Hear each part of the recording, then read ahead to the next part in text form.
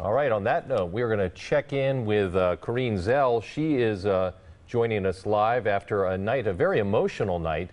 Sudden light of movement on the streets of Milwaukee, the effort to change lives. Yeah, very interesting story here. Anti-gang activists were in town preaching against violence right before the visit of former gang member Nikki Cruz comes to Milwaukee. Let's get to Corrine.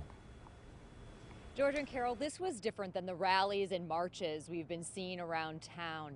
I didn't talk with one person who didn't welcome what was going on in their neighborhood tonight.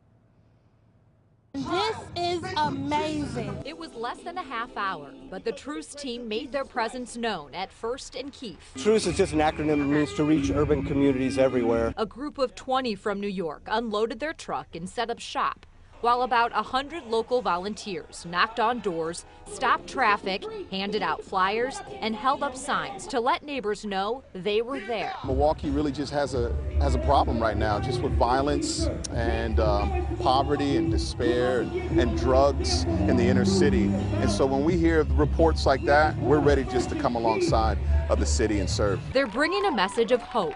We thank you because these are your people and these are your children. With hopes of their own, people walk away changed. We don't dumb it down. It's like this is real stuff that we're going, this is life and death on these streets. Everything you hear is words of inspiration for the kids, and it's something for them to look up to. The music draws people out of their homes. Testimony from former drug dealers and addicts gets them to listen and sometimes relate. We tell our stories. We do it in the form of urban music. 25 minutes later, a prayer over the community. Amen. Before packing up and heading to the next intersection. And give me peace. Truce people, go find some.